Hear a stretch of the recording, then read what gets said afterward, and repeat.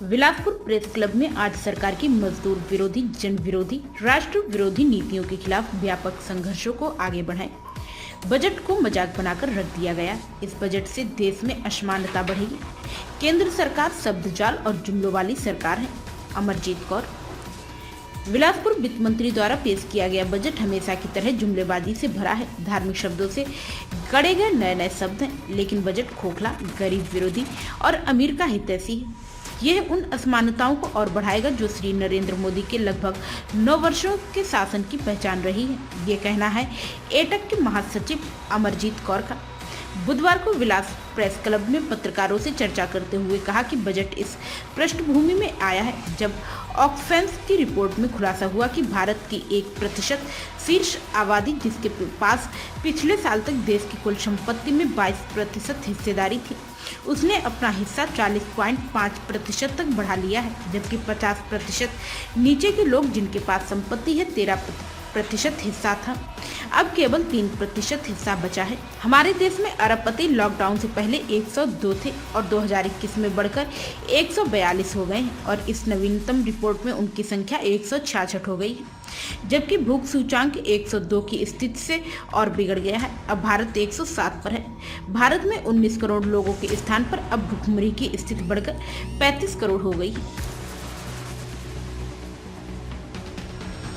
लोगों को छूट दो, देखना चाहते हो देखो, नहीं देखना चाहते हो मत देखो।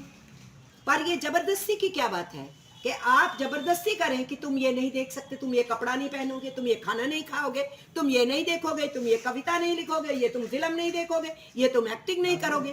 This is against democracy.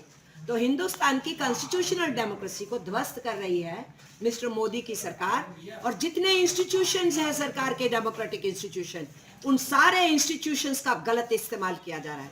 जनता के खिलाफ, अपने विरोधियों के खिलाफ उसका इस्तेमाल किया जा रहा है।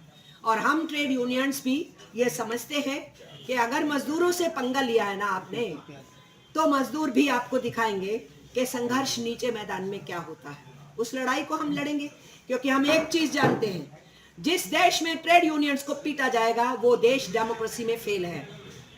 और ये दुनिया में हमने देखा है, जहां जहां डेमोक्रेसी को फेल किया गया है वहीं वहीं ट्रेड यूनियन लीडर जेलों में है। और इसलिए हम ये समझते हैं कि डेमोक्रेसी और ट्रेड यूनियन एक दूसरे का बराबर का पहलू है। इसलिए हम ट्रेड यूनियंस की तरफ से डेमोक्रेसी और सेकुलरिज्म की रक्षा करते हुए अपने आर्थिक मुद्दे जो हमारे देश के आवाम के हैं उनके लिए लोगों को उजागर करते हुए, और देश की जो नीतियां हैं इस सरकार की, जिन नीतियों से गैर बराबरी बढ़ रही है, असमानता बढ़ रही है, और उस असमानता के बढ़ने से लगातार गरीब गुरबा का बुरा हाल हो रहा है कि इस देश के अंदर, आजाद हिंदुस्तान में, दिहाड़ीदार मजदूर कुल आत्महत्याओं में से 25% हमारा दिहाड़ीदार मजदूर अपनी जान ले ले। इससे बदतर और क्या बात होगी।